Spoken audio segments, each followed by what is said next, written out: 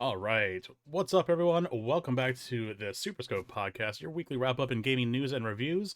We're back for episode 17 on Sunday, January 16th of 2022.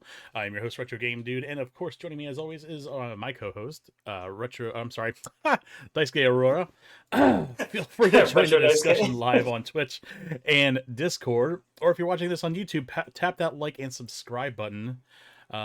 And if you'd like to let us know what we missed, or like to talk about anything specifically, let us know in the comments. You can also find the audio version of this podcast on Stitcher, Spotify, and Google Podcasts. So, Daisuke, what have you been up to, man? I was busy all week rebranding into Retro Dice Game, dude. Retro Daisuke, dude. Which is ironic because we get to talk about February. Yeah, there you And a go. light rebrand. So, coming up in the next month for the year anniversary of this whole Twitch channel. It's older than a year, but I didn't actually start streaming seriously until February. So that's kind of like the soft anniversary date, I guess you could say. Going to be changing up the schedule, background, logo. That's all going to change. Trying to tighten things up, make it look a little cleaner across all social medias. The logo I use now is just from some like image generator I was using.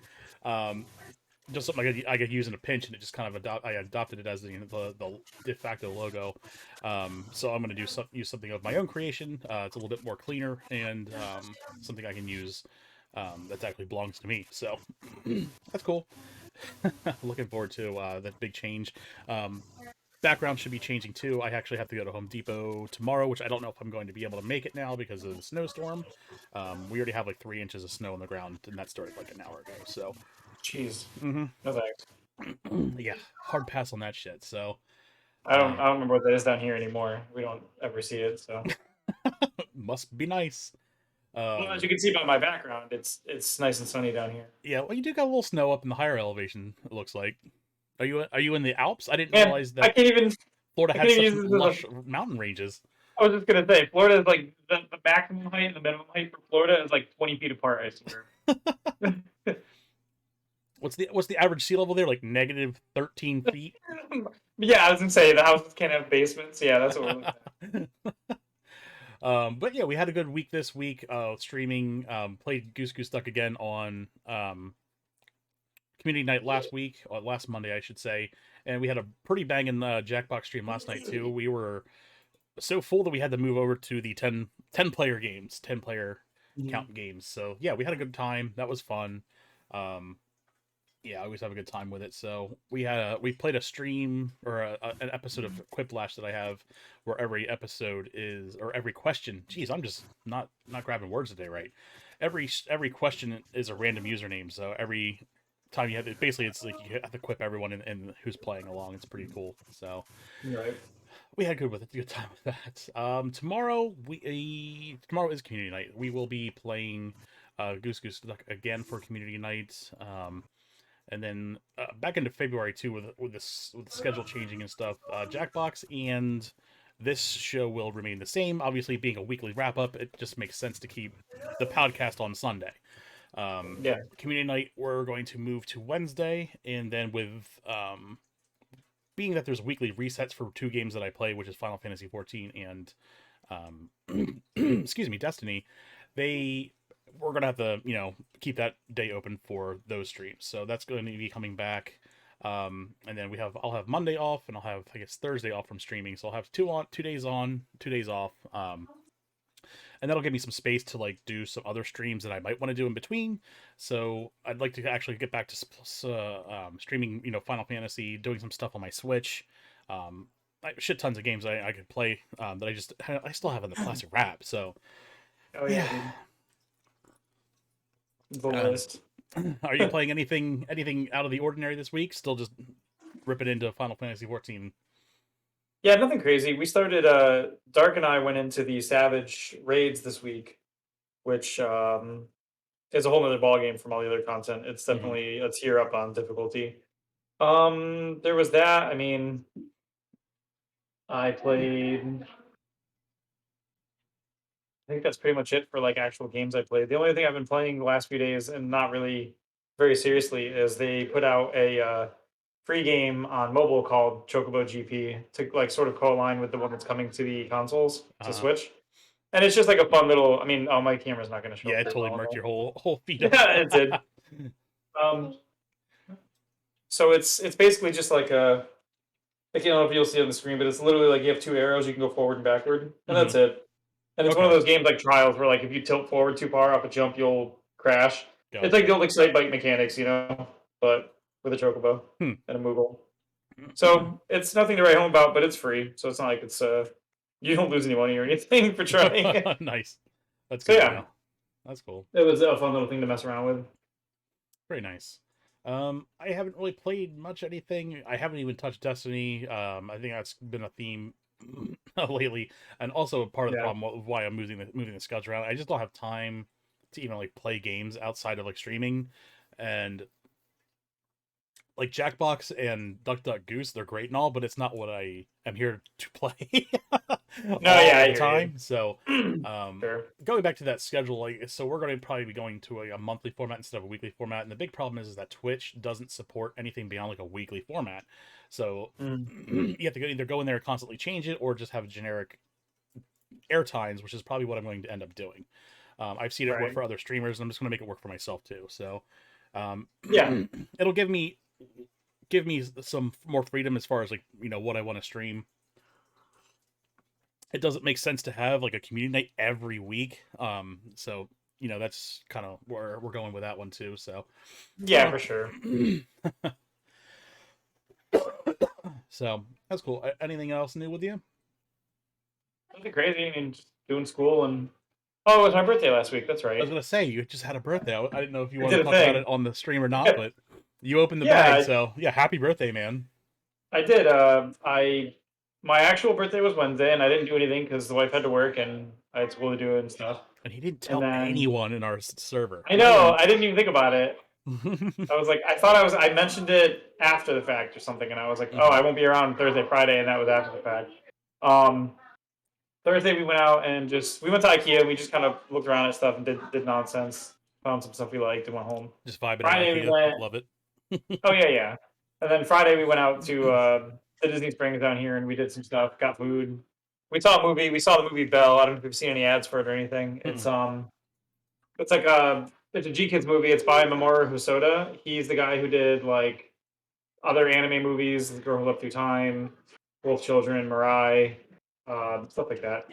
And it's sort of like a Beauty and the Beast story where like basically, long story short, is like there's this like universe they call it a U, and it's like you can put in your earpod things and like sort of do a VR thing where you're Mhm. inside the world, and in there you can kind of do whatever you want, And then so this girl who goes into there, she sings and she becomes like dumb popular as a singer, and she bumps into this guy called the Dragon, who's like um, an antagonist to everybody in you because he's always going around fighting people and being a jerk, I guess. And it pretty much plays out like Beauty and the Beast. Like she talks to him, they get to know each other, find out why he is like he is, yada yada yada. It doesn't hit like quite the same notes as Beauty and the Beast because it's not really a love story. It's more about her getting over like her life and adjusting to her life and stuff. You'd have Sure. to check it out. It's really cool. It's a cool movie. If it comes out on like a service or something, we'll do a Mhm. community night and I'll watch it with you guys. Yeah, cool. We'll do it in our Discord. Twitch doesn't get it. You guys don't get it. You guys No, got we to don't join the get it. Discord. you Um, got to join the Discord. Lighting's not working like I thought it would. So, oh yeah, speaking of movie nights and stuff, that's another reason why I want to have a more malleable calendar, because we can do movie nights and Stuff like stuff that. in the Discord. Sure. Which we had one time we did a movie. Yep. I won't talk about it on stream because I don't know if I'm even allowed to talk about it. So, but yeah, we had a good time. We had a pretty good turnout with that, and Hmm. ate some digital popcorn together. It was pretty dope. So, Yeah, definitely. and all these things you can look forward to on my Discord and more. So I'll post a link in the chat. Swing on by Yeah. and hang out with us. Everybody get in there. Everybody get in here. Speaking of social stuff, just a quick pop at the top of the hour here. We'll just announce Game Dude Retro at Twitter and Instagram, and then you can find me also on Twitch, of course, here, and then TikTok. I am just under Retro Game Dude. So swing by. I don't have much content on TikTok, um, but I'll probably be posting some more soon. We'll see. I just have like I think I've had my TikTok account for like a year, and I've posted like 3-4 videos tops. So it is what it is. Yeah, I think I signed up for one with the intent of eventually making content, and I've yet Right. to do it. So like, Sometimes you just go to park the account name just in case. You know, it's one of those things. right. That's kind of what that was. But yeah, I'll probably be posting some stuff. I mean, I've seen people that just post like retro like commercials, and it gets like 6 million views and Thing. thousands of follows. It's like it's one of the easiest way to gain like followers right now. I mean, you'd be crazy not to have a presence on it at this point. Just um, it's so easy to gain like notoriety. I would say like half of them are probably bots, but it is what Yeah. it is, man. People Even as still for numbers, like clout's clout. these Twitch clips that we make, like clips or little highlights, would be good for that because that'll Hmm. catch people. People can get bites of like what your content is and see if they want to come over for the full thing. Right? Yeah, absolutely. So that's why I've been making more clips, and it's nice because I have the stream deck, so I've been able to make clips better, more efficiently, and not have to think about it. I just hit a button, and I'll have to go through like a web browser, hit a bunch of stuff, and Yeah, all whole that last thirty while I'm in the seconds. middle of trying to make content. It's just too much. So it's cool. Sure. Oh, you know what I didn't do? I What's that? didn't load um my slideshow right. So I'm gonna do that quick, but um we'll figure that out in a second here. So any games you're looking forward to playing or coming out or anything? I'm kind of on the fence about Arceus. I want to play it, Yeah, I'm kind of there with you. but it's also like I don't know if I want to. I literally have multiple full price Switch games that I have not played yet that are I hear sitting you. here already. So I Yeah, know like if I buy Arceus, I'm going to get it and be excited, and I don't know when I would actually play it. right. So and And it's just yeah. that's the thing with like Nintendo games. It's like they rarely drop in price, so it'll be there for you in a couple months. Yes, And it if it's will for majorly sure. like a single player game, there's really no rush to get it. I guess that's one of the better ups and downs to it. So, Yeah, well, that's the thing. I won't be missing. Like if I'm running content with you guys in Final Fantasy or something, mhm. I want to run that with you guys now while we're all playing it. And if you guys move on to go play Destiny and I don't go with you guys, then I could play games then that don't require multiplayer and stuff. Yeah, exactly. Yeah, I kind of want to play it too, but again, it's like I'm not even. I don't think I even have like my third badge in Pokemon Pearl or Right. Shining Pearl, whatever the hell it's called, and I kind of like slacked off of that game. I have like so much downtime at work, but at the same time, it's like not enough consistent downtime to actually get into anything. So I don't have any time to Yeah. really. I just don't have enough downtime when I'm running this channel and stuff. This podcast takes me all of Sunday to put together, so Right. it is what it is. Well, do you want to talk about some news, or do you want to? Yeah. What do we got? I know it felt like it was a quiet week, but I think you know what it was. Is it felt like the week took forever to go by for some It reason. did. This week Because felt like like a month, man. we had articles where you were posting articles, and I looked at the show notes before we started, and I was like, dude, I thought these were from like a few weeks ago, but they weren't. Yeah, They were like Tuesday, Wednesday, Thursday. It was just the week was just yeah. I dragging got or the same something. thing when I was like scrolling through. I'm like, did we cover this Yeah. Yep. Exactly. I last was week? like, I was didn't like, we this talk feels about like we this? Like, posted this no, like a we month didn't. ago. Weird. I think we had like internal conversations like at launch, like about it Right. sometimes, but like no, it really did. Like I think it was like the Cosmo, yeah, the second story on the list was the one I was like, I definitely saw this already, but I was like, oh, when you posted it, I saw it. We talked about it, and then Hmm. it was only a few days ago, apparently. So I guess we're here. Yeah. All right. Well, let's hop Wow. into the news here. So, first big story of the week. Take Two acquired Zynga for nearly $13 billion. Um, that's keep in mind that's more than what Microsoft paid for Bethesda. Um, I think they paid around seven or 8 billion for Bethesda. I don't have the numbers in front of me, but That's a big chunk. it's nuts. So we obviously, I mean, this is Take Two. Obviously, putting some meat on the bones of the theory that they wanted to get into the mobile space, which obviously brings in billions and billions of dollars a year. Oh, for sure. Their games, I mean, people shit on them, but their games are popular. It might not be with like what we would call legitimate gamers, but they certainly have a targeted age group for these. So yeah, they're really getting into it. And now Zynga did lock down the development rights to Star Wars Hunters too. So that's probably going to be a big game. And I guess it was ultimately good to see that the Star Wars rights are being put out to other development communities, not just one specific studio.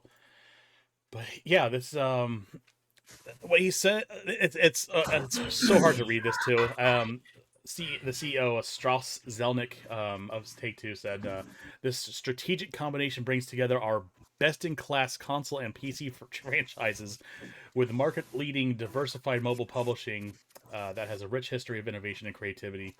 Ooh, it gives me shivers just reading that. Best in Yeah, class like is reading a PR press. Yeah. Yeah. that was painful to come that come out of my mouth, but yeah. So it'll be interesting seeing where they take this. Obviously, I mean, Zynga is pretty fortified in the mobile spaces already with games like Farmville, Words with Friends, um, and like I said, they're going to be bringing up that Star Wars Hunter game too. So yeah, it'll be interesting to see this unfold. And of course, we'll talk about this more once we know more and see if they announce some like PC or I guess ports of their other existing games. I mean, they do have some piece, I guess, mobile ports of a couple Grand Theft Autos. Nothing like crazy, nothing great. Um, Yeah. but yeah, it'd be interesting to see. They obviously want to really get into this mobile space. So yeah, Yeah, absolutely. I mean, it says. I mean, they've got in the article that they're the fastest growing segment with the games development industry, looking at $136 billion in bookings for last mm-hmm. year. Pretty crazy. Yeah, it's But you know crazy what is times. like one of those things where like the install market for mobile games is ginormous because like everybody has a phone. You know what I mean? Right. So it's definitely like I mean everybody plays some kind of phone game. It feels like at some point. Mm-hmm. Hmm. Yeah, no doubt. So yeah, we'll keep an eye on that and see where we go with that one. This one was pretty funny here. This one reported by Forbes, of course, our friend Paul Tassi. So, Russian outlet. This is obviously a state-controlled media. Um, what's going on here? Oh, English, did you I? change your category. Oh, I changed it. Whoops. So yeah, so it looks like a Russian state media outlet blamed Destiny and a couple other games for, uh, I guess all the civil unrest that's happening in Kazakhstan. Of course, it's not. I mean, it's such a hard straw to pull here. It's pretty wild for them to come to this conclusion here. I guess they said a couple games like Black Ops. They're citing specific missions where you say like a CIA agent and like which causes, I guess, destruction of like Bacanor, which is the Cosmodrome is a real place. So if any Destiny players aren't aware of that, the Cosmodrome is an actual place. It's where Russia has their equivalent of their space program launch, like shuttle launches and stuff. Um, Mm-hmm.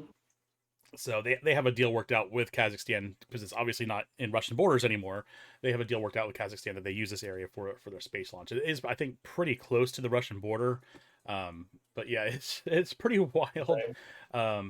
Let me see here. So yeah, they just it was it's pretty nuts. They were like basically came to the conclusion that because these games feature this Cosmodrome in ruins, it was just basically kind of like the equivalent of like dog whistling to youths Yeah, saying that they should destroy it. most of the Oh people no. that are causing the civil unrest are like between like 25 and 30. It's pretty wild. So yeah, I don't. I'm pretty baffled by this here, but I mean, keep in mind is like the thing is like with Destiny, they've featured more of the Russian space program and the Chinese space program than they have any of the United States stuff. So Mm-hmm. I don't know. It's because they don't want to use like the NASA program. I mean, obviously these are fictional versions of these space programs, but at the same time, it's like they're featured more tenfold than they've even mentioned like the U.S. space program in these games. So, I mean, just to sit there and insinuate just because they're in ruins, it's so wild. It's such a thing to wrap my head around here. Yeah, it's insane. And then it's wild too because like it's so funny they put out a piece like this and they're like, all these video games are showing the Cosmodrome being destroyed, and that's the reason that people are out there actually destroying it.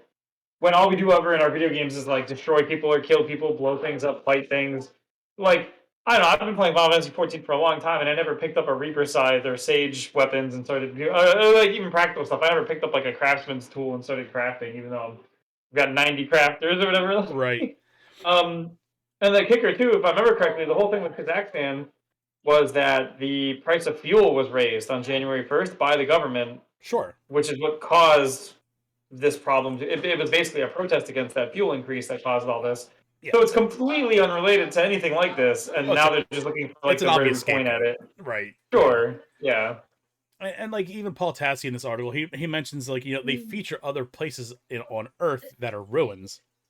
Sure. The Yeah. Cosmodrome just happens to be one of them, and they even mentioned like old Chicago being in ruins. And keep in mind like there's other planets that are in ruins because this was an enlightened age that went into ruins. So we had like civilization Right. on multiple planets and stuff.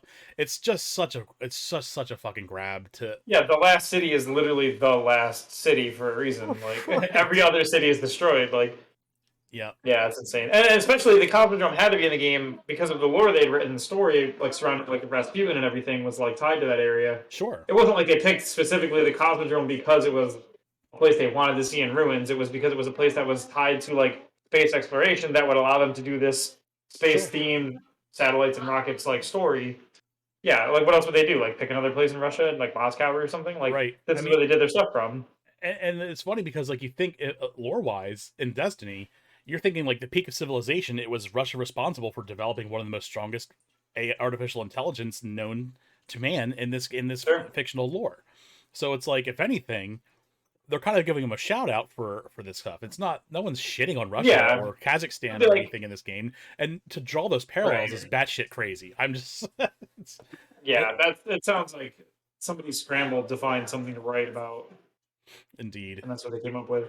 And it's wild too. 'Cause imagine if like instead of like the ruins of Russia, it was like the ruins of America, and it was like Cape Canaveral, and then like right. people Well, got mad, they could and have they were like, easily "How done that. dare you like just like what if like yeah like maybe the attendance at NASA is down because you guys are making it be NASA," and it was like Right. And instead of like okay. having a Rasputin Sure. AI, it would be like Davy Crockett AI or something stupid. Maybe Like, Crockett, it'd be like a Kid like, Rock AI. like it does that just doesn't hit as hard, does it? No, I don't think so. That's Well, I funny mean, to be stuff. fair, Rasputin was he was like a famous Russian lover, yeah, according to the song that we all know. That's about all I got. Okay, I thought you were going in on some actual real history there. I'm like, No, I he know a wasn't little bit of exactly a it. good person in real life. I know a little bit of like Rasputin's history because Mhm. of funny enough, it was because of the epic rap battles where they did that big Russian one where all the Russian people, all the Russian leaders like were doing it. I don't know if you ever saw it. No, I It had haven't. like it was like Stalin versus I think it was Stalin versus Rasputin maybe in the beginning. And then like four or five of them show up throughout. That like Stalin's there, Rasputin is there.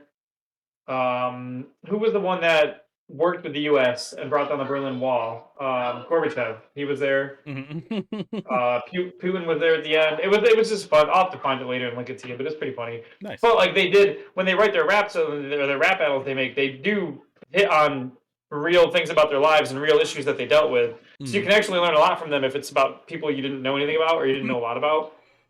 Right. Um, so after I watched it, I did a lot of looking up into like about them and stuff to learn about them.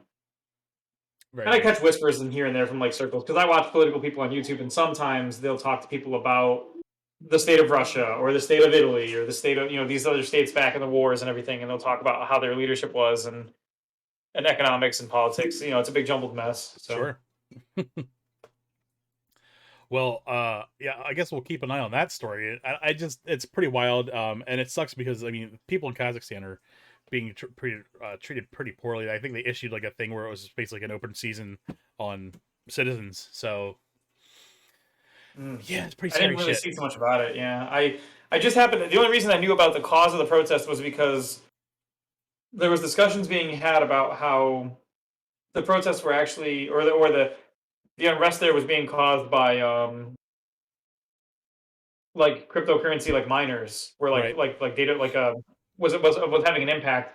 And I suppose that could be having an impact if its fuel costs are going up and fuel is being used disproportionately by those people. I could understand that. Maybe that is a thing. Hmm. Because we saw like in New York, I mean, it's not one of our stories here, but we saw New York had a where there was people who couldn't pay their power bills because people had moved to New York and upstate New York where it was like rural, and they had set up shop with like crypto mining and Jesus. literally jacked like the actual price of the electricity, the power through the roof in that area.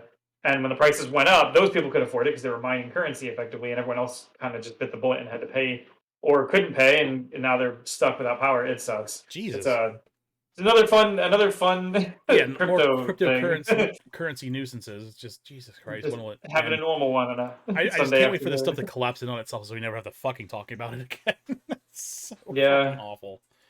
Oh Then man. we can talk about then we can have Russian articles explaining why cryptocurrency died because of some game. I don't know. Right. We'll circle right back around and be here again. Yeah, no doubt. Let's move on. So Star Citizen and Squadron 42 are still years from launch. And people are I don't blame them for being pissed. I was reading a couple comments on this one. And people just keep in mind that Star Citizen has been in development since 2011. Um, and they've done a great job of bilking their customers for money, like crypto purchases, and um, I didn't catch like how much these ships cost, but they cost real money, don't they?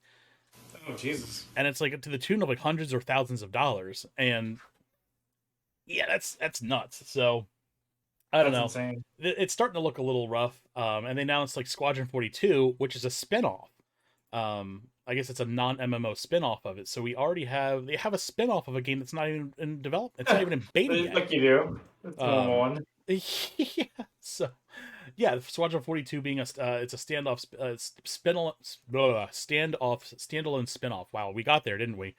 But yeah, it's pretty frightening. And I guess I think Squadron 42 has been in development since 2014, and they keep saying, "Oh, 2 more years, 2 more years, 2 more years," and finally they're just like, "All right."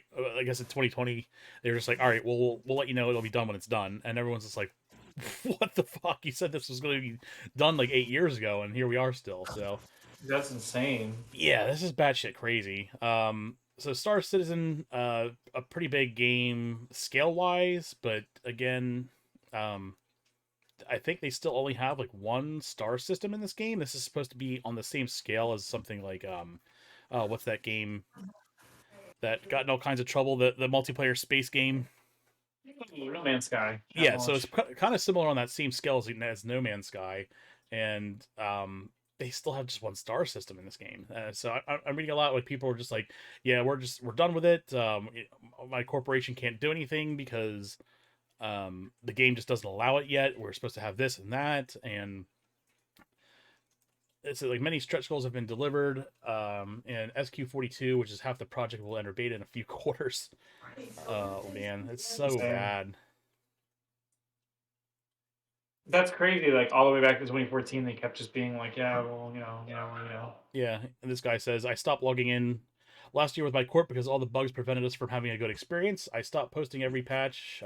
Stopped posting every patch note to the corp Discord because it was frustrating waiting for the results, getting a good game experience. My corp stopped playing in the alpha test because the gameplay wasn't ready for us. I've followed every Inside SC episode per week, but that is about to stop now in light of the news. We are still years away. So you're having an issue here, and I'll tell you what, people are sticking around longer in this game than they are for like New World. Um, right." but yeah, they're starting. It looks like people are just haven't had enough. I mean, you sit here. I remember this game going in development before my daughter was born, and she's fucking 9. So That's crazy. I mean, it hasn't delivered any promise. As far as lead times here, I can't imagine a game this to this scale still being in development. It just doesn't make any sense to me. And Dude, then that's wild. Sorry, that's wild to think about the fact that this game started development when the current systems and tech like wasn't even a thing. right. Like, or it was just coming out or just being announced or something. But like, what? Yeah. Oh man. I couldn't even imagine. Like, what are they? Are they updating it with the engines and going along? Like, what are they? I guess I don't know too much. For all I know, they could have like their own in-house thing. They said they are moving their HQ, and I guess that's taking time. But they plan on adding like a more, I think like 1,000 more employees to this, and they're going to need it if they want to get this done ever. So I just Mhm. um Yeah, I can't imagine how they're still getting funding for this. That's insane. Well, I mean, we Yeah. just saw. What did we see today? I just saw, and I'm not sure if it's actually one of our stories, so I don't want to go ahead of ourselves. No, it's not on our list. Hmm. The whole thing with Troy Baker and his like voice actor NFT situation. I don't know if you caught that this week. I did a little bit. That yeah, that was like yesterday, the day before, maybe. I think it was yesterday. And he came out and he said it and whatever happened and blah blah blah. And then like if I'm or no, actually I'm conflating two stories. That happened and then he got pushed back and everybody. Um, and as far as I can tell, he's still going through with it, which is dumb for other reasons. We'll probably talk about next week. But no, there was another one. It was I think that crypto land thing happened where like they made like $127,000 in sales. Oh no, it was Castlevania 35th anniversary NFTs. They released the numbers. They made $127,000 on those 35th anniversary NFTs at With Konami. copyrights on them. Right. Well, yeah, and they own all the rights to it still. So it's like they literally were just like, "Hey guys, like we'll send you links to these pictures and you'll pay us." And then they made six figures on it. Yeah. It's not about owning the artwork, it's about owning the receipt. Absolutely wild. Yeah, exactly. You wouldn't Oh get it. god. Oh man, it's so sad to watch the gaming industry go down this slope Yeah. day after day. Plus, when you mentioned like when you mentioned like how many people getting this funding, I've seen Kickstarters that have dragged on for years where they kept being like, "Yeah, it'll get there," and people will keep putting money into it, or like Patreons where they'll keep doing like a $10 a month payment on a Patreon Mhm. to keep access to the Patreon server or whatever, and it's not going anywhere. Like the dudes are like literally like we've seen a few of them where like they just crumble up after like 5 6 years. Someone will be like, "Hey man, you were supposed to give us keys for this like a year ago to play test," and then Right. they just go. They're just in the wind or whatever. Like, oh, it's so stupid. Yeah, that's why I don't really put much stock into stuff that like Indiegogo, because I think Indiegogo is the company that doesn't require like a functioning product or anything or first. Where Kickstarter, Ah, I think like if I know as far as like physical things, like the Kickstarter requires at least a prototype. Oh, I didn't mean to slap my microphone there. A functioning prototype at least for them to actually greenlight them going on Kickstarter. But with yeah, software stuff, there might be workarounds on that. I don't know enough about Kickstarter's rules on this stuff, but we all yeah. saw It's what tough. I happened with think Mighty Number they're getting Nine. better, but yeah. Oh yeah. Oh my god. Yep. Yeah, and I've seen something like that before. Like we had what was it? Mega Man Legends 3 was like that. They didn't go through Kickstarter, but they were doing like community stuff where like you could post art and they would like do drawings and raffles and it'd be like if you win this thing, like your art gets in the game, your character design gets in the game, your sound gets in the game, your Mhm. likeness gets in the game, and then the whole game just up and folded up one day. And we don't even know why. Capcom was just like, yeah, we decided against it, and it was like I showed you the footage of it. The game was done. Yeah, The game was it just had to be fleshed out to a full game, but the systems and the mechanics and everything was already in place to just be expanded upon. that's such a They were shame. like they were like, no.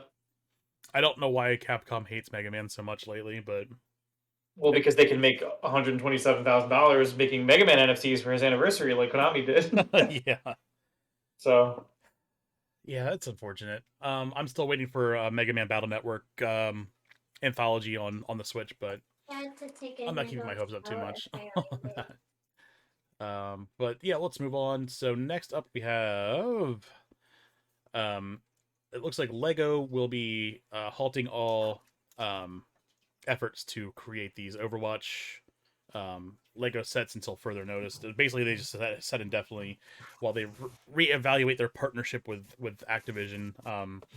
We've seen the three major game companies. We've seen Nintendo. We've seen PlayStation. We've seen Microsoft all kind of come out and make a statement on it. I personally, this just personal opinion, I think they could have done more as far as like pulling some digital products off the shelves. They certainly sure. did it for excuse me, Cyberpunk, Oh and that yeah. was far less of an issue. So Right. yeah, I don't know. So yeah, I guess Lego being a business, they have to cover their own ass and they have to protect their image and stuff, and all these other game companies do as well. Especially when they're associating themselves with a company like Activision Blizzard, who is under fire right now for a lot of pretty rough allegations. Um, Sure.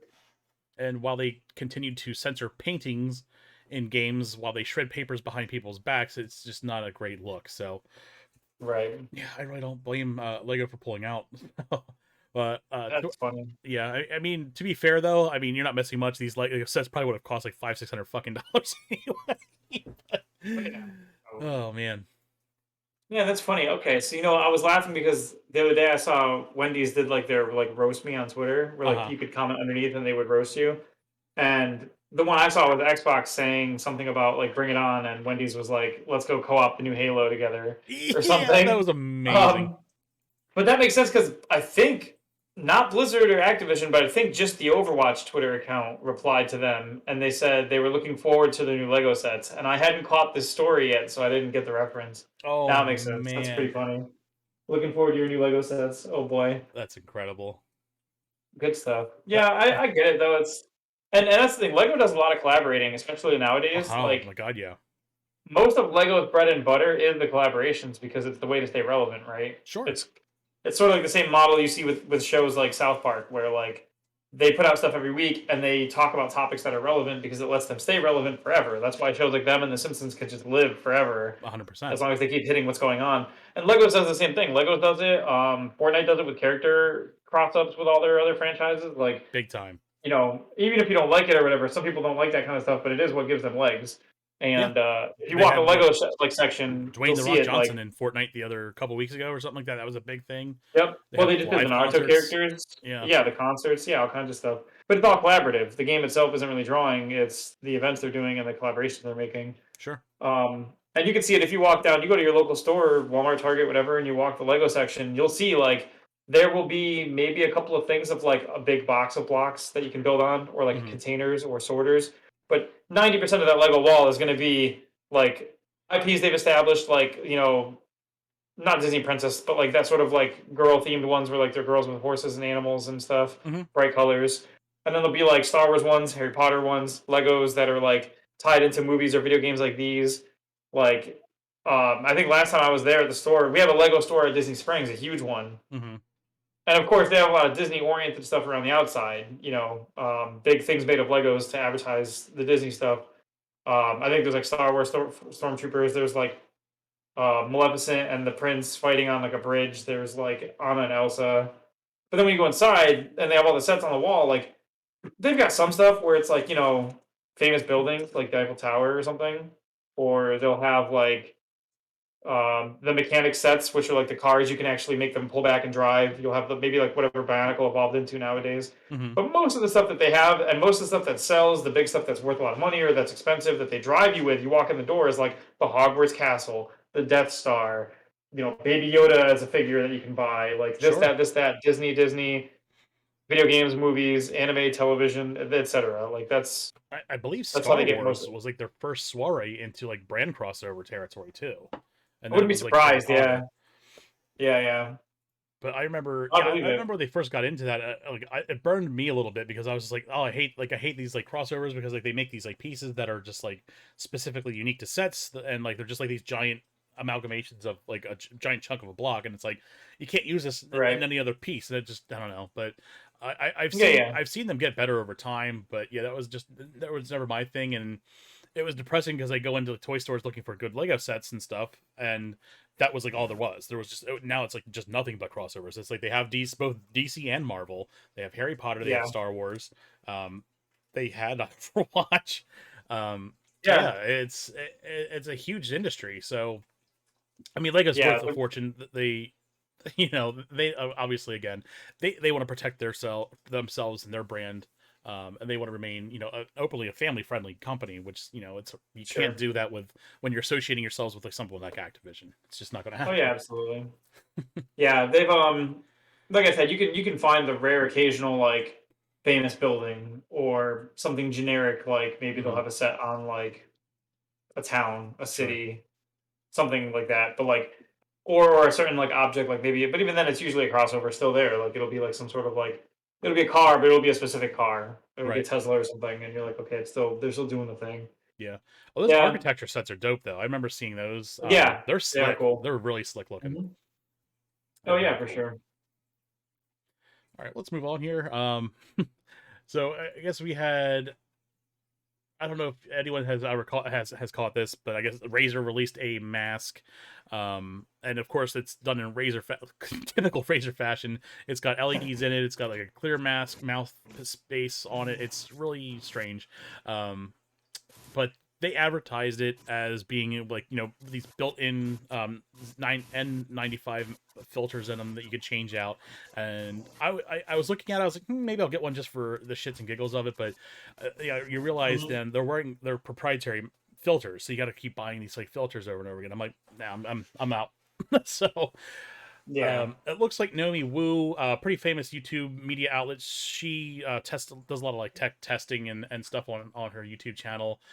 She did a tear down on this mask, and I guess she realized that the mask filters are not N95 masks. Um, so she called out Razer about it on Twitter, and she's like, "Hey, just want to let you know these masks are not purifying masks. They're not N95 rated, and they have to go through a specific testing. Like they have to go through government testing to prove that they're basically N95 masks. It's an actual government rating, though, like the one of those health and safety whatever's. So Yeah, it's yeah, the NIOSH. yeah, that's it. It's kind of like a supply side version of OSHA, like to make sure it's meeting Yes, standards. yeah. So she basically called them out on Twitter, and they're like, "Oh, don't worry, we're going to be taking all that stuff down." And they're like, "Well, you can't just now that you've been caught, you can't just say you're going to take all the parts of the advertising that says N95. Media outlets have already advertised for this for you. Like you've already put out press releases, Yeah. and the news companies and everything has already talked about it. Like you can't just go back on this and pretend like it's not happened. And they already pulled it off their website and all this stuff. So it's really sketchy. It's not a good look for Razer either, and it's blatant fraud. I mean, at this point, you can't really. I mean, it's textbook fraud. But whew, yeah, I Did you read all? Have you seen they updated it? They updated it on Thursday. I don't know if you caught the very end of it there. mm, A Razer spokesperson has provided a statement to Kotaku. Razer would like to clarify that while the filters used in the Razer Zephyr wearable air purifier have been tested for 95% particle filtration efficiency and 99% bacterial filtration efficiency, per the statements on the website and documentation for the product, the wearable by itself is not a medical device nor certified as an N95 masks. To remove confusion, in the process of removing all references to this from our marketing material, we will also directly reach out shortly to existing customers to clarify. So they're basically saying that it's true that it's not N95, but they're doing like but it still counts because we tested it. It just isn't technically N95. They're right, basically trying to like have their cake and eat it too. They're basically trying to say like, no, no, no, it's not certified by the NIOSH. However, it does meet their standards. They just didn't give us the cert, so we're pulling the name from all of our marketing, and we're gonna tell everyone. What are they? They're gonna tell everyone that it still does do the filtration, but it doesn't technically pass the bar. Like they're basically just trying to be like, yeah, we didn't do anything wrong, but we're sorry anyway. I guess like it just feels like right. empty gestures. Yeah, and it kind of reminds me. It takes me back to the One Plus phones when the One Plus 7 Pro came out, and they were like, "We're not paying for the." They keep their phones cheap because they didn't pay for the IP certification. The IP certification being waterproof testing.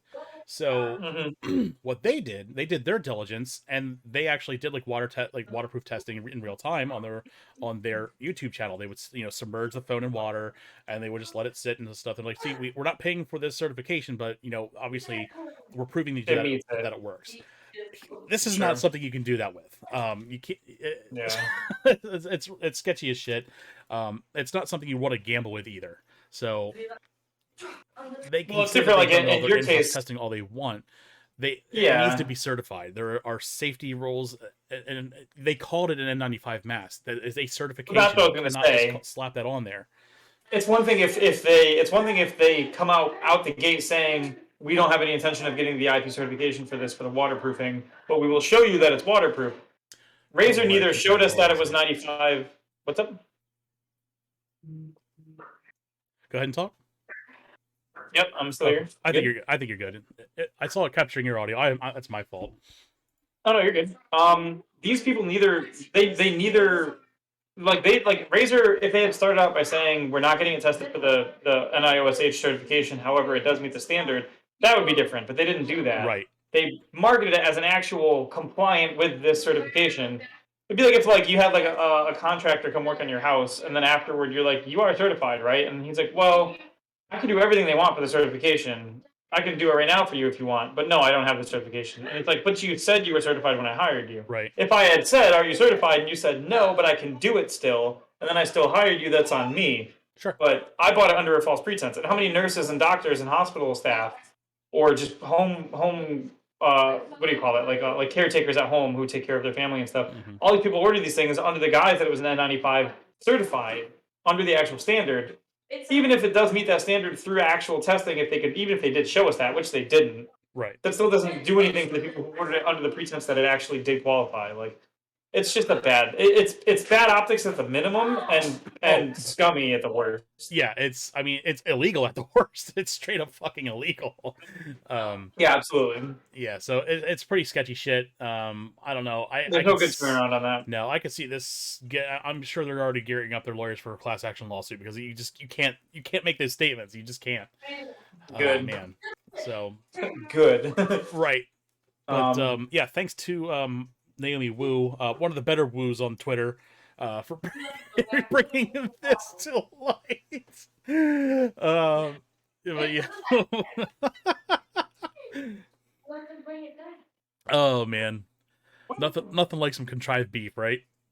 Woo. yeah. Woo. All right, so our man. next story, my favorite story of the week.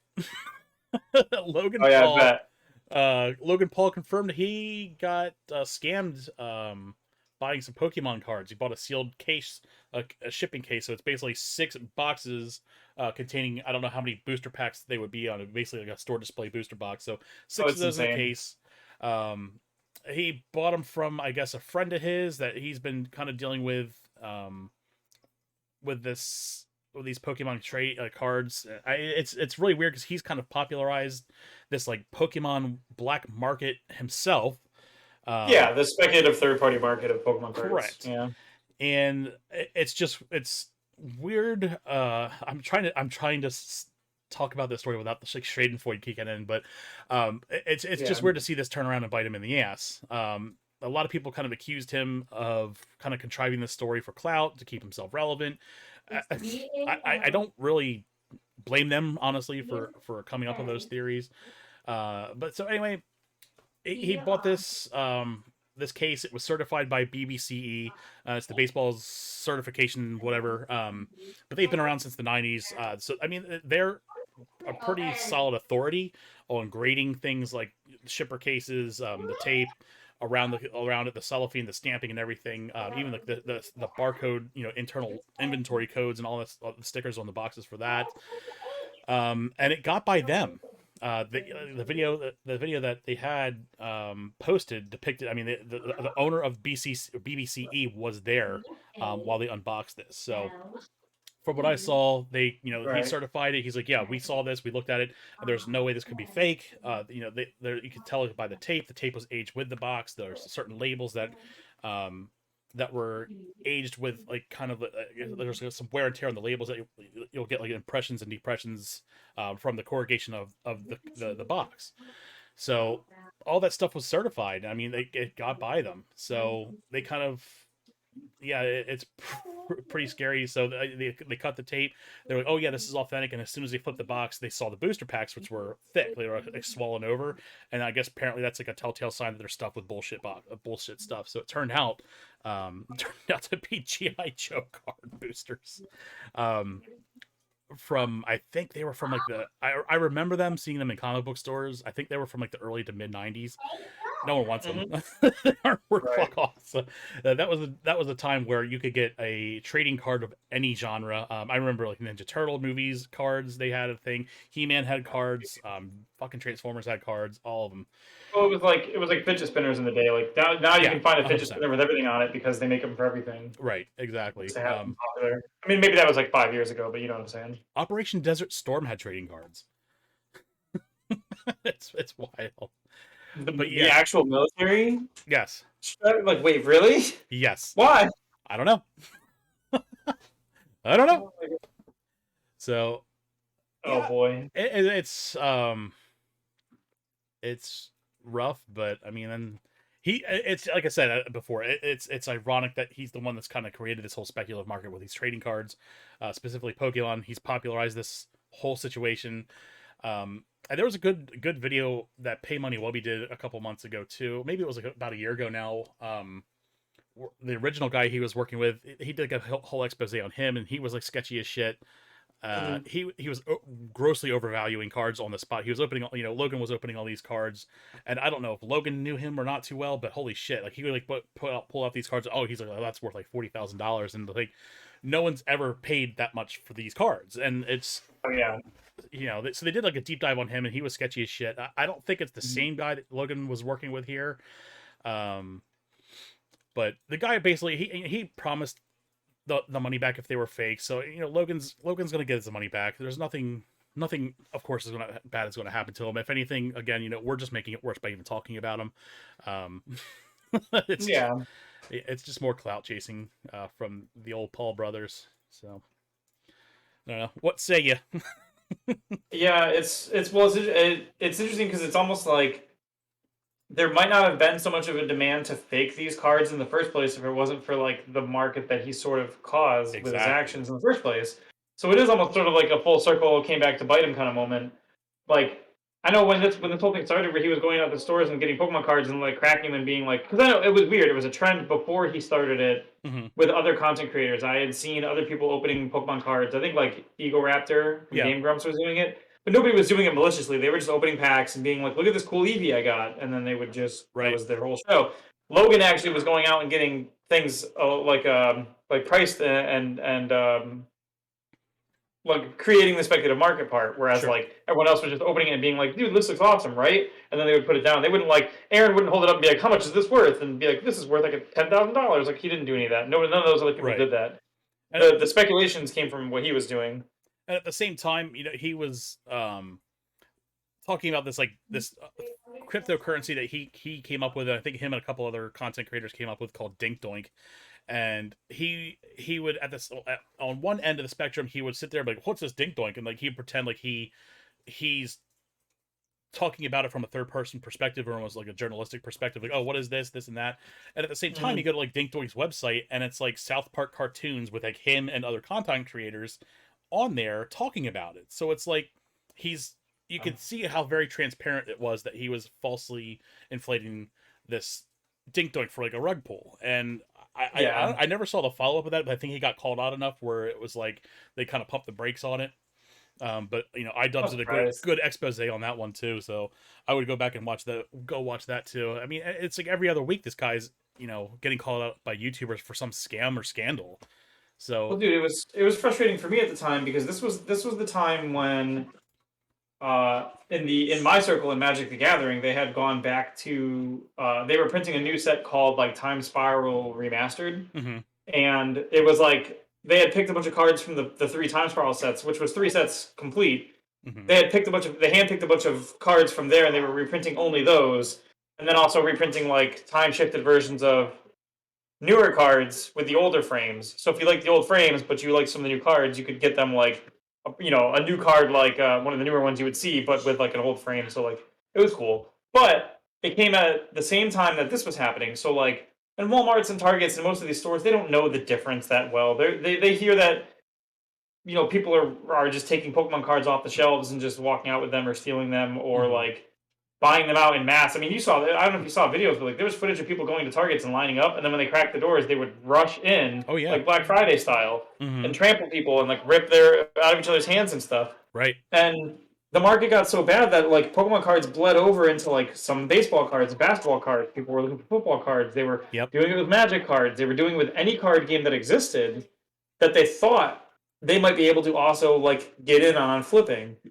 And for Magic, it was double rough because Magic does two types of sets usually during the year. They do like the regular sets, like the new Neon Kamigawa Dynasty is going to be like a regular standard set, right? Sure. And then they do these offsets in between, like Modern Masters, Modern Horizons, the Time Spiral Remastered, the Commander sets, like where they're not part of the standard card pool, and therefore they don't feel so bad about making those packs like $10 a pack and putting more value in them from older cards or reprints of older cards or whatever. It's more of like a high end type of set with more money in it. And so Time Spiral was already slated to be something that people were going to like buy to flip. You know what I mean? Because there's a potential to hit bigger payouts from that set. So that combined with what was happening, you couldn't find Time Spiral to save your life, dude. It was It's a insane. shame. There's people out there Um, that just want to fucking play the game.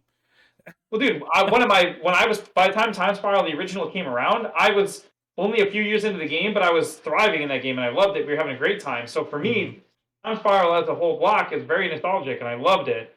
And I just wanted to open packs to get Time Spiral cards and then see some time shifts. I did not.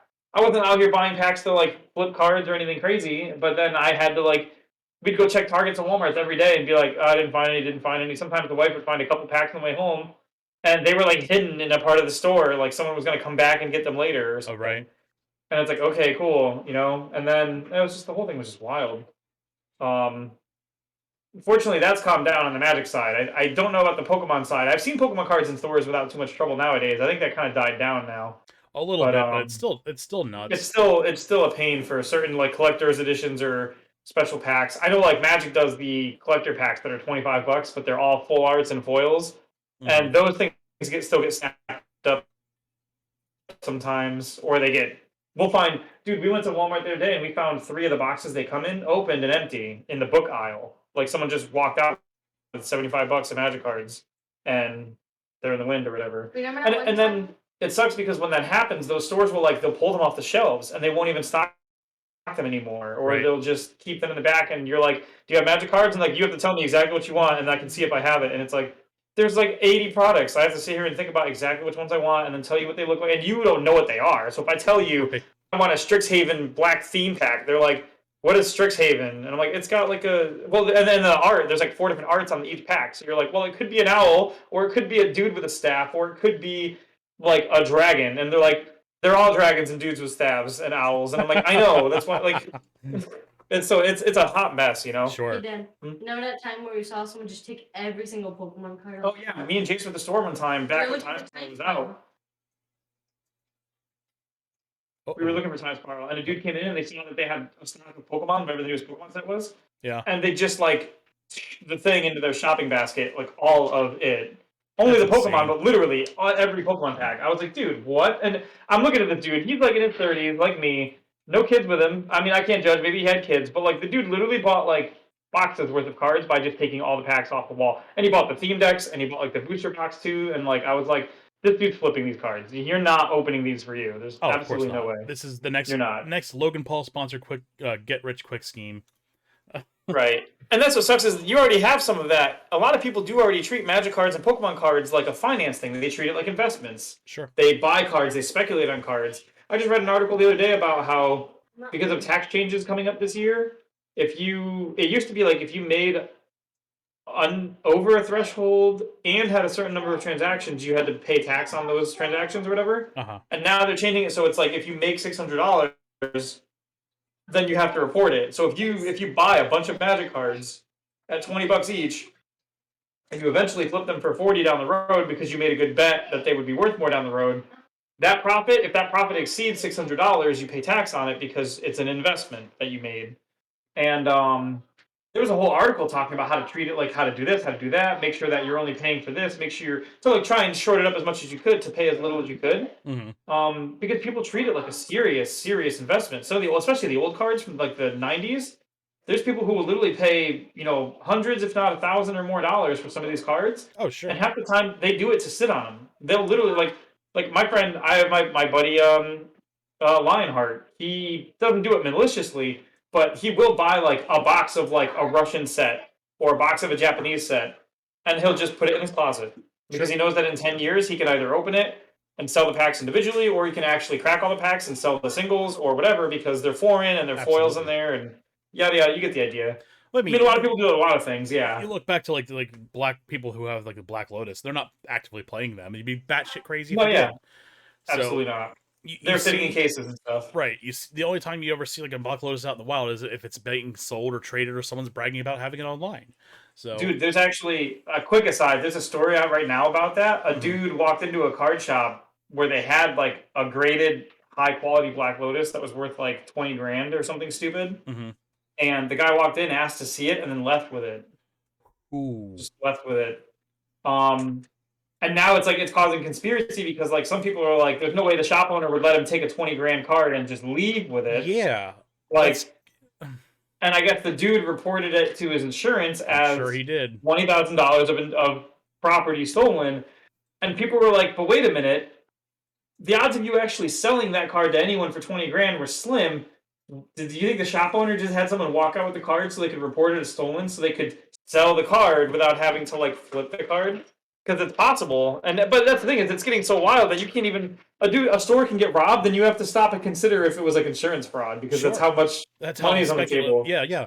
Yeah, it's insane. You can't tell me, like, as a shop owner, that would be like an appointment only kind of thing. Like, yeah, we have it here. It's under glass. If you want to sit down and take a look at it for a purchase, we can make an appointment for you to come in. I guess the dude handed it to him when the doors closed, or take him in like a back room where he can't just like walk out with it. Just walk out.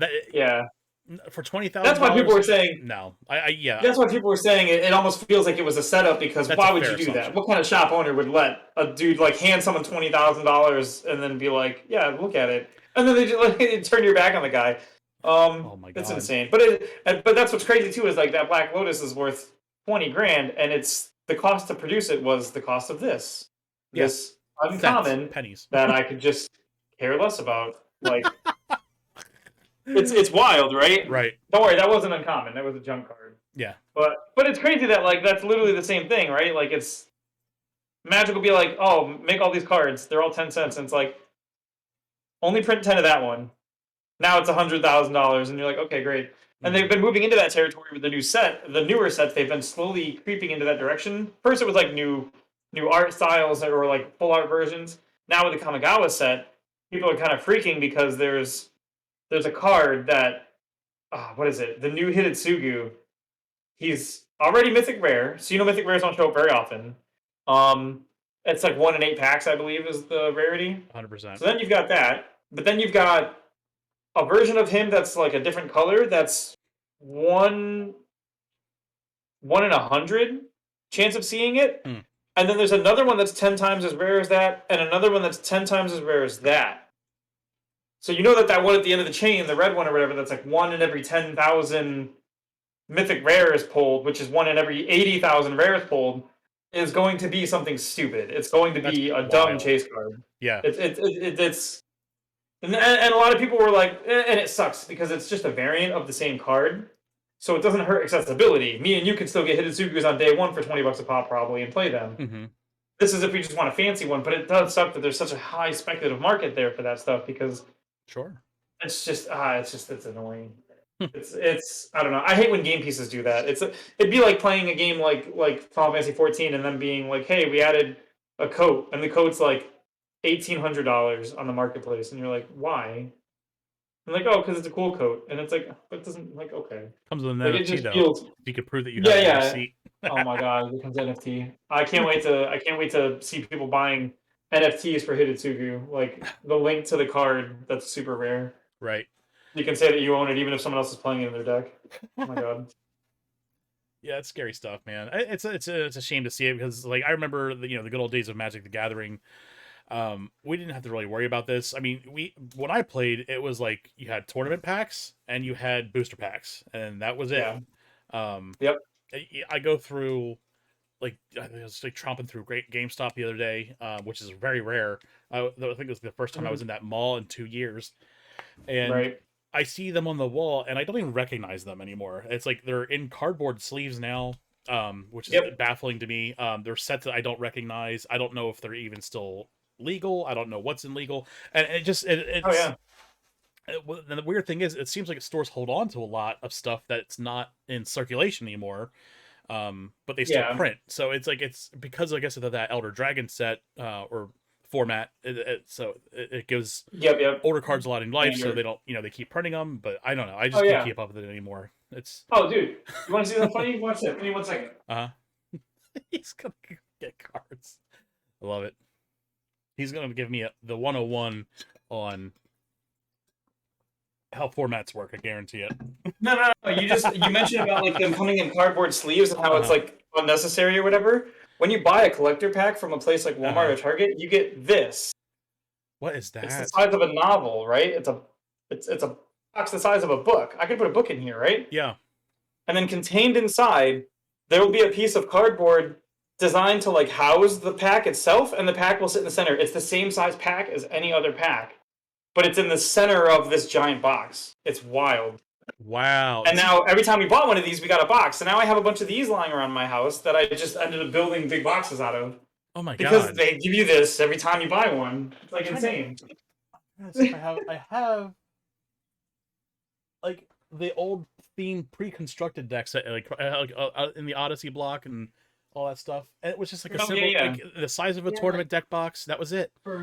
It's the size of the deck. Yeah, exactly. And it's There was enough room in there for like a paper slip-in to tell you how to play it. Yeah. In the cardboard sleeve, is it still like a foil wrapper?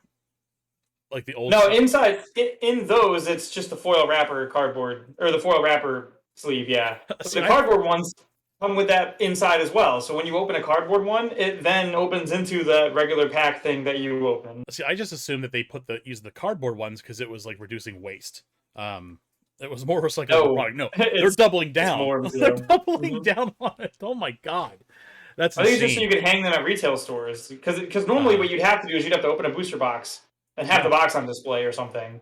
But like now they come in the cardboard sleeve so that Walmart, Targets, and GameStops can like hang them on their pegs. And that's it. All the extra material, it's all a bunch of extra material just to make it displayable. Oh my god. And that's it. But yeah, these boxes are insane. I don't understand.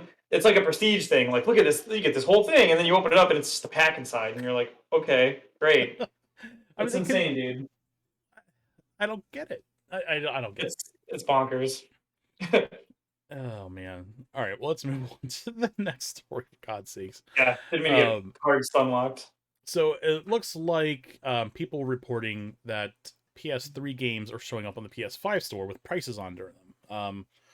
Which, if you know anything about PS3 games, they're not backwards compatible, and you shouldn't be able to buy them on the PS5 store because they're not backwards compatible. But there's been a lot of speculation lately because PlayStation is going to add their competitive version of Xbox's offering of the Game Pass to PlayStation's network now. So there was also a lot of speculation too of creating native backwards compatible PS3 games. You got to keep in mind because the PS3 had a completely different processor architecture with the cell processing compared to the PS2, PS4, PS5. So now that we're starting to see some prices pop up, and not consistently, of course, but there was a couple posts on Twitter with people posting screenshots and saying, "Oh, look, there's some prices under the PS3 games." So it's definitely adding meat to the bone of that speculation, where they're going to be adding backwards compatible, truly native, at least maybe emulated, but truly native to download onto your PS5 and play PS3 games. So that's pretty dope. But yeah, so I guess they've seen a couple. It was like Prince of Persia, Forgotten Sands, The Two Thrones, Dead or Alive. These are all PlayStation 3 games that are kind of popping up here with prices on them. So that's interesting to see. But yeah, they're kind of be coming out with this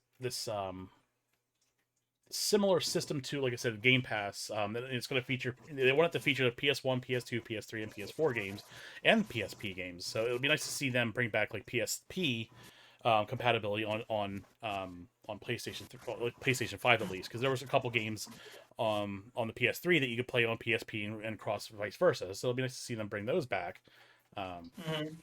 Yeah, so. Yeah, it'll be cool to see that backwards compatibility if it is an actual thing. I guess like the big thing that really kind of stoked the fires here was a patent that was filed. I guess Mark Cerny, titled "Backward Compatibility Through the Use of Spoof Clock and Fine Grained Frequency Control," whatever that means. So, yeah. Oh yeah, so spoof clock and fine grained frequency control. So what happens is if you sift your grains through a nice thin sifter, what you'll end up with is called the spoof, and then you overclock that spoof with like a whisk. Oh. And then you put it into the oven for 350 for 15 minutes. Makes sense. Sorry, I gotta open a window. It's getting toasty in here. They don't tell you about the RTX cards cooking your whole fucking room. You know a good solution for that? What's that? Put it through a fine sifter and then whisk it and then put it in your oven for 350. 350. And it won't have any problems with the that. Clock. So Dude, you know what's wild though is like when we joke about stuff like this, though, there was actually a period in history where people were putting game consoles in ovens to fix them. Do you remember that? I do remember that. You know what that was The from? Xbox 360. Yeah, it was from cold People were, soldering and shit. yeah, they were using the oven to like do their Xbox. Like you could put your 360 in the oven for like 300 degrees for like 10 minutes exactly, and it would redo the solder so you could keep Yeah, using. I had to do that to a Oh my laptop, man. god! Did you? That's Yes. crazy. Yeah, what was it, Evernote or something? No, it wasn't Evernote. It was some like older game laptop company that's I don't think they're even around anymore. That was Yeah. back when I played like World of Warcraft, and I was like, "Fuck it, I'll get a laptop so I can play World of Warcraft wherever I want." And I never fucking played it anywhere. Um, I think I took it with me uh, to New Hampshire once, and I was able to play it up there, and then never played it. I was visiting people; I didn't have time to play it, so yeah, it was a Amazing. waste of fucking money. But yeah, Yeah. good stuff there. So yeah, it'll be interesting to see because obviously I own a PS5. I have the Game Pass too. I use it a little bit here and there. My daughter uses it most of the time for the goofy Viva Pinata games and shit like that. So yeah, it's pretty Right. dope. But yeah, it'll be interesting to see like when PlayStation 5 comes out with their offering to see what it does. 'Cause I know it's going to be tiered, so it'll be interesting to see what gets included in each tier, and what the actual the premium tier would offer too. So I'd hope to see some like free games come out and kind of trickle through. That'd be pretty dope. But um, time will tell, Right. pretty much. Yeah, I think that's one area that PlayStation could afford to catch up to Xbox would be like, 100%. don't get me wrong, their Plus offerings are great, but they don't have like a whole catalog offering. I mean, they did at Sure. first. They did like at Five's launch, they did like a bunch of games that were on the four, but that That was was kind of it. yeah. That was Yeah, a pretty big pack of games. That was like what 20 games, and they're it was. all heavy hitters. They were all heavy hitters. Yeah, it wasn't like they were giving you like Tetris again or like some Right. nonsensical games you didn't care about. It was a bunch of like fairly AAA titles or like big sellers. Right. Right now, their Um, offering would probably be more equivalent to like games with gold when games of gold was actually good.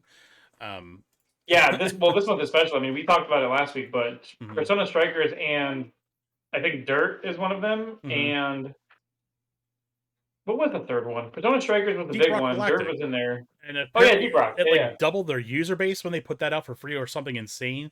Mm, That's again, that's another game I gotta play. I did get to play like the first hour of it or two. I yep. had a lot of fun with it, but yeah, it seems like it's a big heavy hitter. It's a big hit with our Destiny clan, so um, Right. yeah, I definitely got to put some time into that. Maybe that'll be my homework. I think I've said that 3 weeks in a row now, but we'll get there. Oh man, so that's what we got for news stories this week. Let's see what we got also. So we have some upcoming game releases in January. Still have a couple left. I would say the next big-ish one is Rainbow Six Extraction. That's coming to the PS5, Xbox Series X and S, PlayStation 4, Xbox One, and Stadia and PC. January 20th. Also, we have Windjammers. That's coming to PS5, PS4, Switch, Stadia PC, Xbox One, January 20th as well. So we'll be definitely watching to see those two go ahead and head to head. Because I think Windjammers is pretty popular too. And from what I saw with Extraction, I wasn't really impressed with what I saw at E3. I wasn't really impressed with Yeah. anything Ubisoft did at E3 this year, but Oh, you didn't like the walking they did? yeah, the 20-minute walking segments. Yeah, can we please have more? Like, what was that? Like, why have that? It's all pre-queued content. It wasn't live. It's like, Don't you people have legs? of course, another heavy hitter coming to the Switch, Baby Storm. That's coming the 21st. I know Daisuke is going to be camping out in front of GameStop for that one. Yeah, my pre-order's already in. Nice. And we have January 27th, we have Circuit Superstars. That's coming to the PS4. Why it's not coming to the PS5, I don't know. Maybe it's just not graphically intensive enough to even need to have that layer of compatibility or graphic overhaul, I guess. And of course, we have the heavy hitter of January, that being Pokemon Legends Arceus. It looks really good. I kind of want to play it, but at the same time, it's like, I don't know. I just don't have the time, and I still have Pokemon Pearl to finish, and I haven't done that yet. So next up, also, then we have Uncharted Legacy Legacy of Thieves collection. That's coming to the PS5 and PC. So that is another big port from Sony coming out of the PC that January 28th. So we'll see those two go head to head that week as well. Okay. So any of those you're looking forward to? I'm in the same boat with you on Arceus or Yeah. Arceus. I don't know. Who knows? Nobody knows. No, nobody watches the movie where they probably say his name. Right. I always said Arceus when they introduced him, but now I guess everyone seems to be like Arceus. That seems to be the at least the common pronunciation. I don't know. Right. No, I know like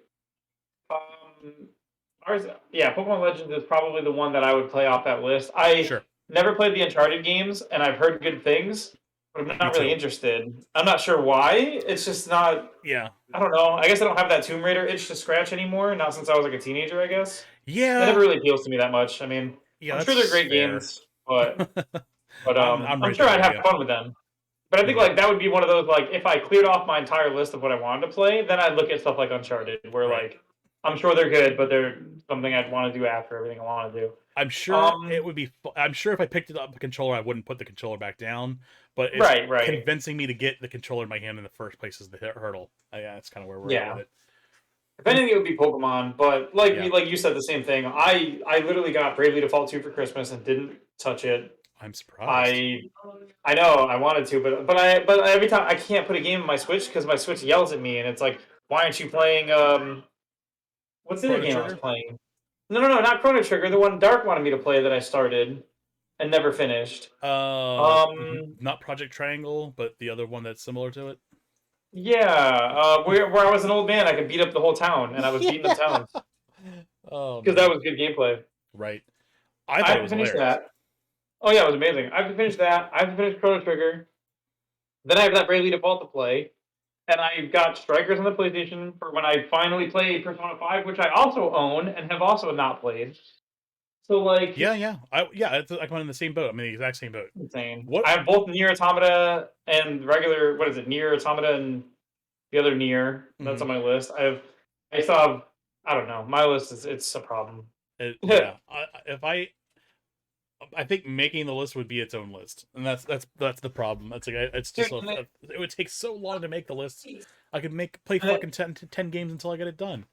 Oh, dude! And what's killer is like if you ask me like how come I'm not working on my list, my answer is because I'm too busy paying Final Fantasy 14 monthly to not work on my list. And that's my problem. I got stuck in these two goddamn games that are full-time fucking jobs. I have Destiny and Final Fantasy 14, and I can't get away from them.